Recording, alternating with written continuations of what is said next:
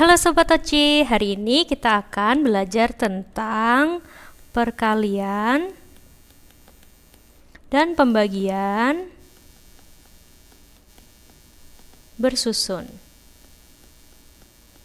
Oke, jadi hari ini kita akan mereview kembali ya bagaimana kita mengalihkan dan membagi. Oke, kita langsung aja ke contoh soal untuk perkalian. Misalnya kamu punya 94 dikali dengan 2. Oke, cara mengalihkannya adalah kamu ngambil angka yang di susunan kedua ya. Jadi 2 kamu kalikan ke semua angka di atasnya. Oke, 2 kali 4 8. Kemudian 2 dikali 9, jawabannya adalah 18. Oke, jadi untuk 94 dikali 2 jawabannya adalah 188. Oke, Miss kasih contoh lagi ya. Misalnya kamu punya 35 dikali dengan 8. Oke, kita mulai dari angka di bawahnya ya. Oke, jadi 8 nanti akan dikalikan ke semua angka di atasnya. Oke, 8 dikali 5 itu adalah 40. Nah, di sini Miss cuma tulis nolnya saja, jadi yang 4-nya itu disimpan ya sebagai puluhan. Oke, kemudian kita lanjutkan lagi.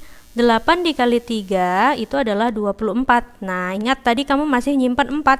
Jadi 24 kamu tambahkan 4. Ya, jadi jadinya jawabannya adalah 280 ya, karena tadi 28 dapat dari 24 ditambah 4. 4 itu adalah tadi simpanan kamu ya.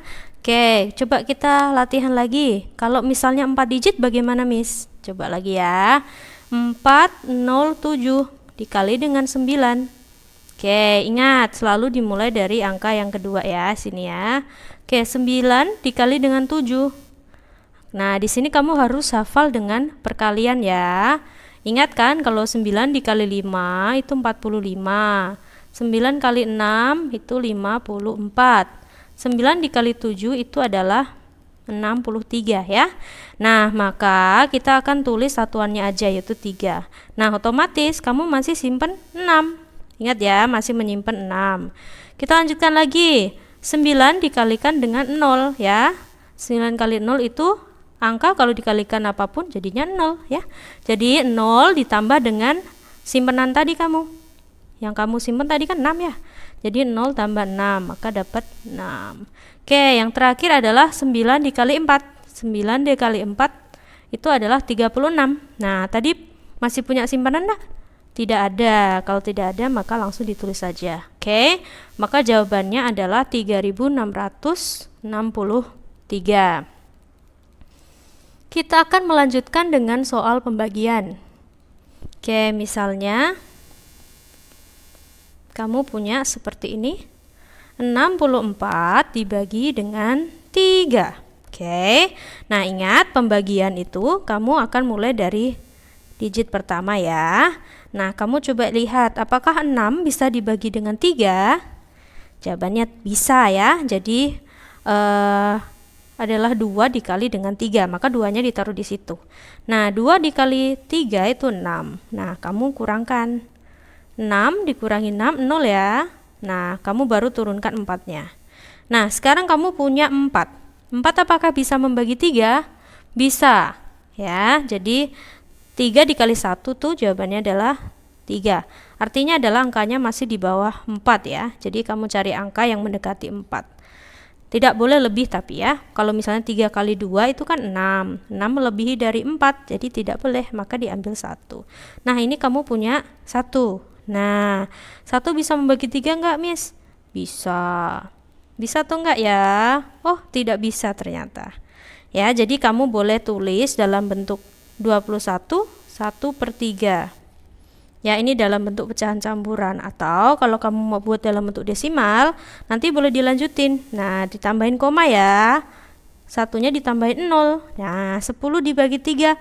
Bisa Miss, 3 ya, dapat 9. Nah, ini nanti kamu akan lanjut terus nih ya. 10, nanti 3, 3, 3 gitu ya.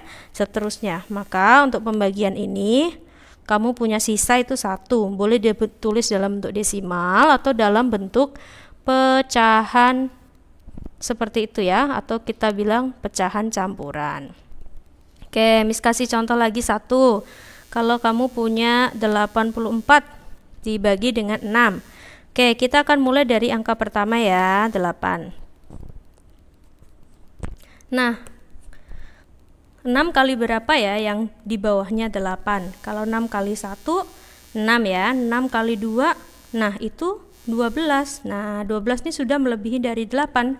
Maka tidak boleh ya, teman-teman. Maka kita ngambil yang 1. Nah, 6 kali 1 adalah 6.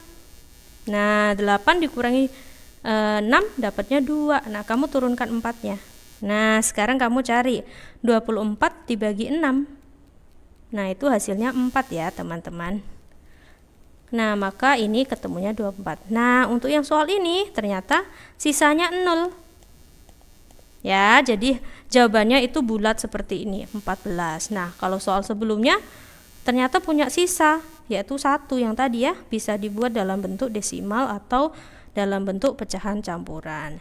Jadi kurang lebih begitu ya teman-teman untuk review perkalian dan pembagiannya.